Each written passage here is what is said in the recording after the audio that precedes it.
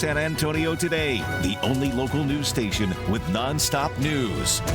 It is what we do. Good morning. Nonstop news starts right now. We are the only station in town commercial free for the next 15 minutes. We have you covered this morning, including a look at traffic with Joy and, of course, a look at your weather with Jeannette. Good morning, Jeannette.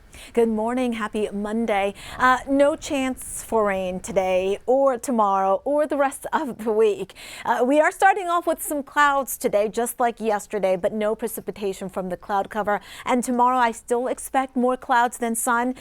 More sunshine for Wednesday, Thursday, and Friday. And then this weekend, we'll have some clouds coming back. But at the moment, no chance for rain. Question mark later Sunday into Monday. If we do see some Gulf moisture increasing with a possible tropical disturbance in the Western Gulf, that could bring us some rain. But we're going to go with dry conditions for now. Mostly cloudy this morning, mostly cloudy to cloudy, and it is going to stay this way through a good chunk of the day. It's not until late this afternoon when we'll see some sun. Yesterday, because of the clouds, we only topped out at 89. Today, with more breaks of sun, we should manage to get to the mid and upper 90s. We'll take a look at your forecast for the rest of the week coming up in under 10 minutes.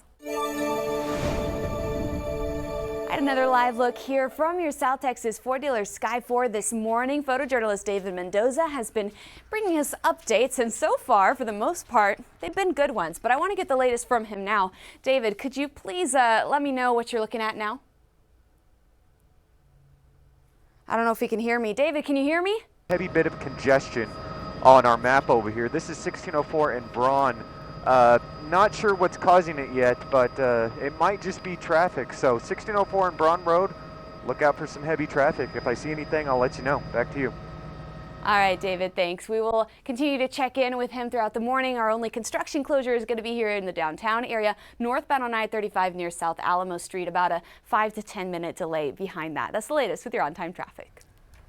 All right, thank you, Joy. Texas lawmakers are back in Austin today as Governor Greg Abbott kicks off a special legislative session. The agenda will include both disaster response as well as controversial political issues such as redistricting. Yeah, so this is where the Texas Republicans are expected to redraw the state's congressional map, something the president has requested. As of right now, Republicans hold 25 of the 38 seats in Texas. Shifting lines, though, in places like Rio Grande and other major cities could end up becoming a big win for the Republicans in the midterms as they try to keep control of the U.S. House. Legal experts warning, though, this could trigger the Voting Rights Act, and Democrats promising to fight back. Governor Gavin Newsom in California has talked about a redistricting in his state. I think it's time that we match fire with fire. I think Democrats in the past too often have been more concerned with being right than being in power. And there are reports that some Democrats today will stay away from the Capitol to deny the legislator the minimum number needed to convene. However, by law, lawmakers can be fined up to $500 a day for breaking a quorum after the House changed its rules a couple of years ago. We'll have the very latest on this on today's special report, both on TV and online at news4sa.com. Well, it's 6:42 now on this Monday. The man convicted for killing a local police detective will be in court today for the third day of his appeal hearing.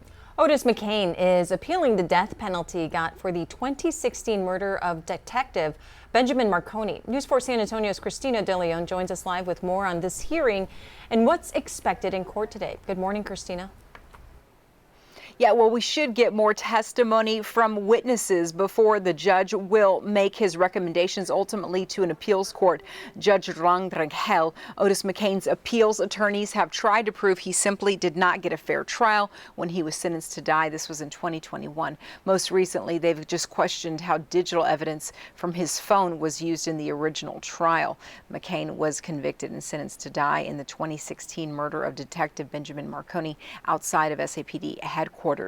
Gerald Grant Jr. is a digital forensic investigator. He was questioned for more than 3 hours on the stand on Friday. He said that Otis McKane's phone search history can easily be misinterpreted. He says some of the results may have come from suggestions on his phone or indirect website links. And this is what we have to be very careful when you're trying to interpret these things, which is what's important. Just because Celebrite pulls an artifact isn't 100% clear that a person typed that actual string of text letters in. Yeah, so the court is expected to resume just a few hours from now at 10:30 today. And of course, we will bring you more updates from that testimony on air and online at news4sanantonio.com. Live in the Content Center, I'm Christina De Leon. We will send it back to you guys in the studio. All right, Christina, thank you. These are the latest numbers from Kerr County emergency crews confirming the death toll now standing at 107. That does include 37 children. Last week, the governor said 116 people died there along the Guadalupe River in the Hill Country, 9 from Kendall County. And new over the weekend, Kerr County officials say that only 3 people remain missing. That is down from the 97 previously reported. The county says that many people have now been verified as safe and have been removed from that list. Also, tomorrow, Kerrville is hosting an informational meeting for residents impacted by the flooding. A FEMA outreach specialist and a state insurance coordinator will be there to answer questions.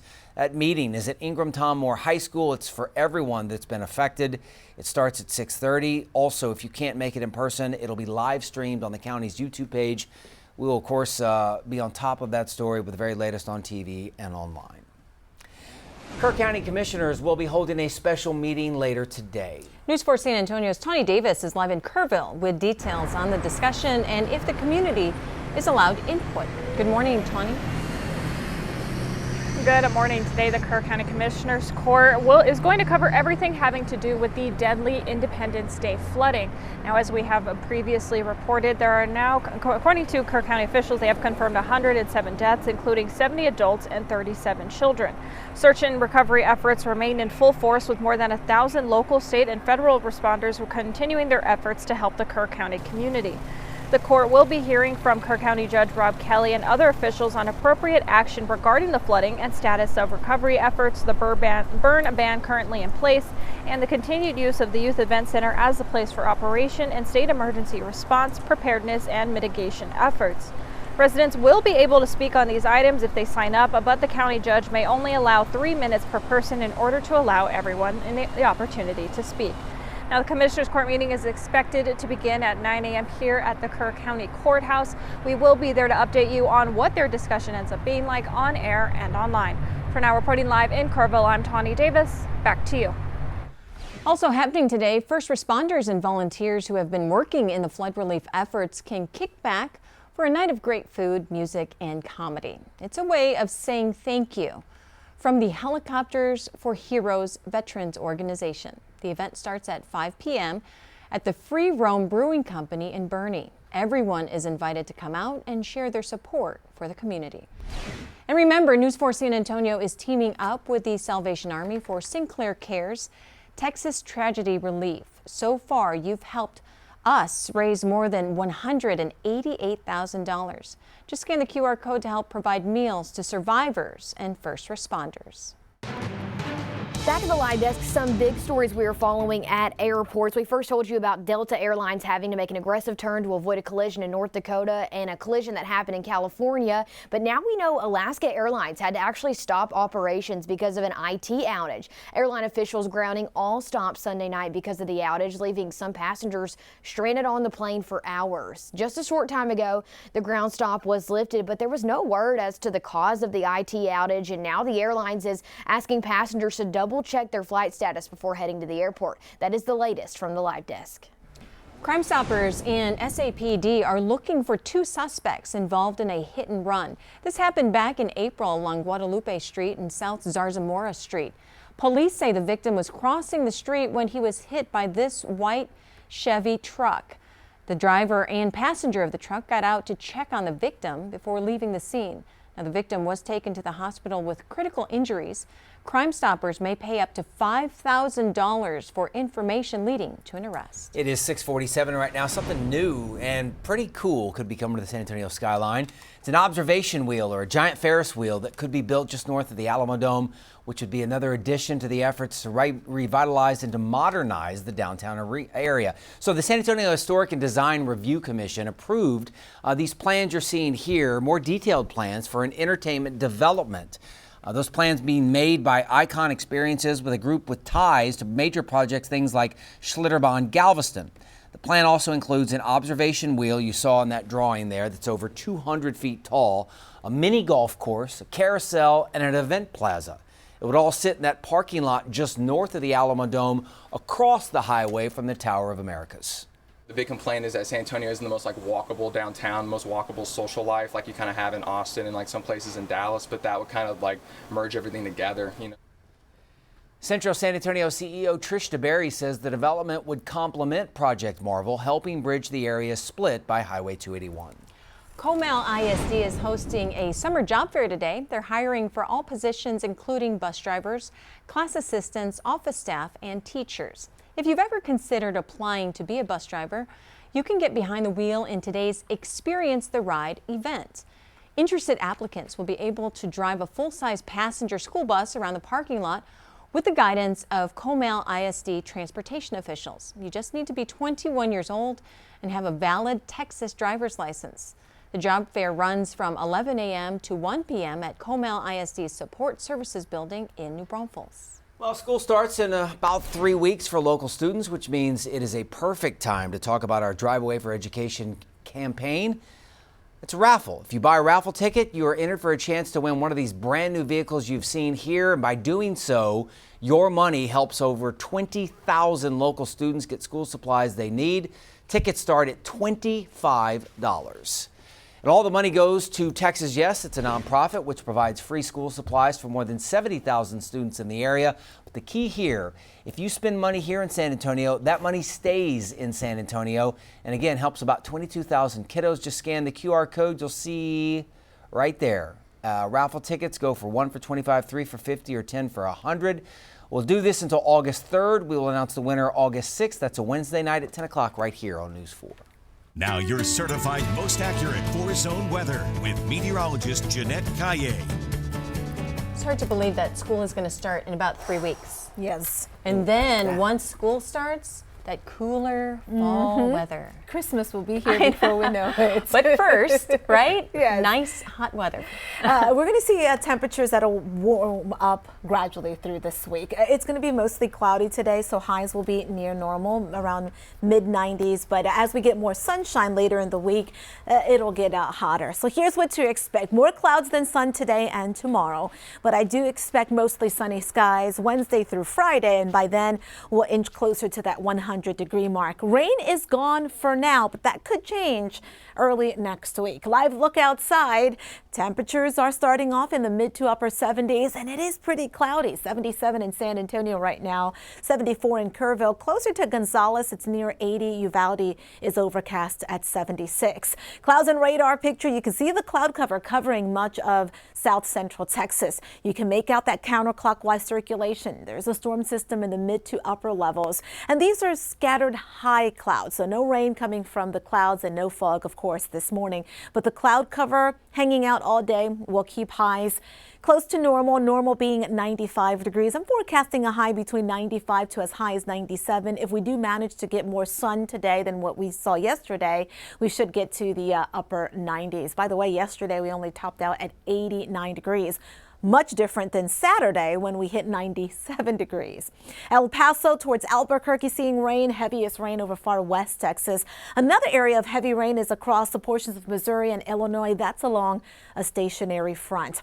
Where is the heat dome that I talked about last week? Well, it's been staying off towards the east. That's what's going to be the hottest, anywhere from East Texas over towards the deep south and up into the Midwest. However, we'll get to the influence of that heat dome a little farther west into our area Wednesday and Thursday, and that's when I expect those highs to climb closer to 100. This afternoon, we'll see some sun, and any rain will be well off towards the east and to the west as well, into West Texas. Tomorrow, I do have it still mostly cloudy, but then by Wednesday, we start off with clouds, but it ends up mostly sunny. Thursday, we'll also see mostly sunny skies. We'll be watching the Gulf late in the week because models are hinting at some tropical moisture coming in, and that could help to produce some showers in the far eastern zone and near the coast as we head into the weekend. And if that materializes, we could see some of that moisture heading farther inland, perhaps bringing us a chance for rain early next week. In the meantime, it does look dry. Pretty cloudy this morning. Despite the clouds, temperatures will be warming up. We see upper 80s near 90 at noon. And then this afternoon, anywhere between 95 to as high as 97. In the eastern zone, a mix of sun and clouds, 95, low 90s in the hill country, upper 90s out west. Tomorrow, partly to mostly cloudy, 97, 98, and then closer to 100 degrees. Normal high, by the way, is 95. This weekend, with an increase in Gulf moisture, we'll have more clouds coming back, and temperatures by then below 100, mid to upper 90s. Here's the extended forecast for the other three zones. In the eastern zone, a slight rain chance by the end of the week into the weekend. All right, one last look at traffic before you head out the door here this morning. We do have about a 5 to 10 minute delay northbound on I-35 as you're approaching South Alamo Street. So this is going to be in the downtown area. Here's a live picture through that spot so you can see the closure and the traffic that is built behind it. The rest of San Antonio has actually had a pretty easy morning, but we have eyes on it. We've got the photojournalist David Mendoza. Here he is behind me. He's in your South Texas Ford dealer, Sky Ford. David, good morning. Hey, good morning, Joyce. So very tame morning with traffic. It's feeling like an excellent Monday and a good start to the week. Right now I'm over 410 and 35 taking a look at things. Tame, as I said. I'll leave you with that. Drive safe and have a fantastic Monday. Back to you. Happy Monday, David. That's the latest with your on-time traffic. All right, thank you, Joy. Los Angeles Dodgers superstar Shohei Ohtani is hoping for another big hit this time. Off the mound, the three-time MVP is co-writing a children's book about his dog named Decoy. It's titled Decoy Saves Opening Day and goes on sale early next year. The book will support nonprofits helping to rehome stray and abandoned dogs. Pretty cool dog. The iconic sled from the movie classic Citizen Kane is sold for a record amount at auction. The pine sled, known as Rosebud, sold at Heritage Auctions for $14.75 million. That's a lot. That's number 2, by the way, on the all-time most expensive movie memorabilia. Number 1, Wizard of Oz, ruby slippers, which sold for $32 million last year. Well, President Trump is demanding the Washington Commanders and the Cleveland Guardians change their names back to the original names for those teams, the Redskins and the Indians. In a post to social media over the weekend, he threatened to restrict the NFL's team stadium deal in Washington if they don't change back the name. The president writes, quote, "Our great Indian people want this to happen." The names were part of a broader cultural shift in the year 2020. The teams have not immediately responded to the president's demand. Pay us what you owe us. That's the message WNBA players sent to the league. It was written on these shirts that they were wearing as they warmed up for the All-Star game. It comes after several players met with the league in the latest round of bargaining negotiations.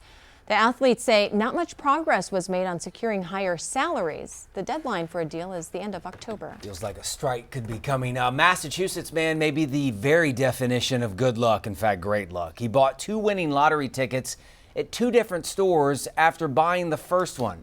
He thought something was wrong with that, so he went to the store 10 minutes later and he bought another. So he went bought one, and it was like, I think I messed it up. I'm going to go buy another one. It turns out both tickets matched 5 of the winning numbers, not the Powerball, but each paid out $1 million, making him $2 million richer. Well, good for him. Oh, I think I made a mistake. Oh, no, I need another one. Oh, man. I don't have that kind of luck. Oh, You know what kind of luck I have? I have a very good husband. I have wonderful children and the best coworkers. So I'd rather take that kind of luck all day, every day. Very sweet. So, Mary Tyler Moore here, but she doesn't say that behind the scenes. Thanks for joining us. Today's a gift. Make it count.